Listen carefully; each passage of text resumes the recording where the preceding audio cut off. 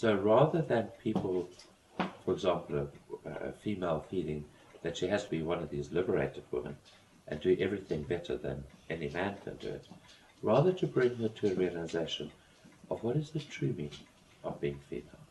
The true meaning. Not the perceived meaning according to our social conditioning, but the true meaning. And I do the same with the men that I work with. And I impart this in the books as well. So yes, that's my greater vision in terms of gender, is to make both males and female truly conscious of what gender means and how, through their role within life, they can live true to their gender. If you say that males and females currently have some sort of a truce, do you feel that in some ways this is an impossible dream? Do you think it's something that we can really move towards in your lifetime? Just for clarity, is it the truce that you refer to as a possible dream or my vision? I think the truce is a reality. All right, so in that case you're talking about my greater vision.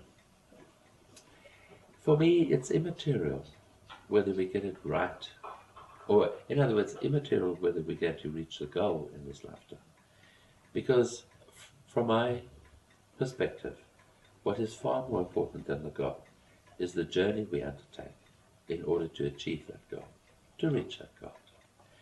So I'm not looking at necessarily us reaching the goal in my lifetime, but I'm looking at least us starting upon the journey. So for yourself personally then, in terms of your own dream, what would make your heart sing? What is your dream for yourself? What makes my heart sing is seeing people take the necessary steps in starting a journey, and then the joy which they find as they start a journey.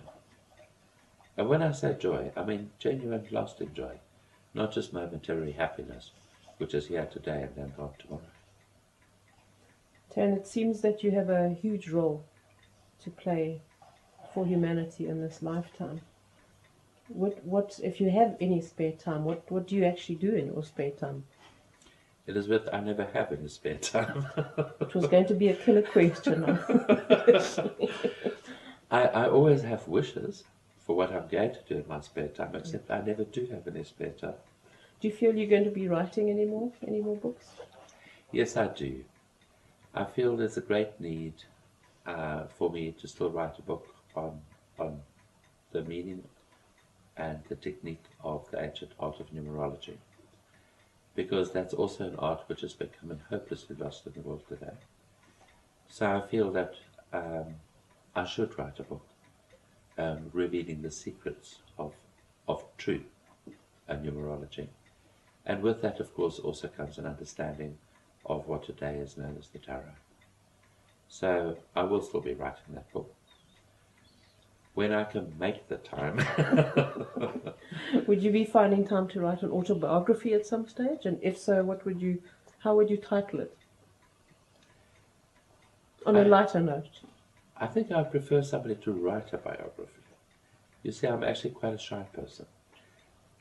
So I can't see myself as writing an autobiography.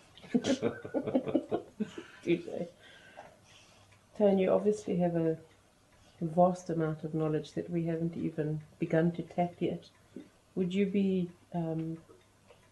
available to do another series with us on addressing the world issues today and the bigger challenges that people are facing? Elizabeth, it will be my pleasure as well as my privilege. We thank you for your time and thank you very much. Thank you, Elizabeth. Thank you.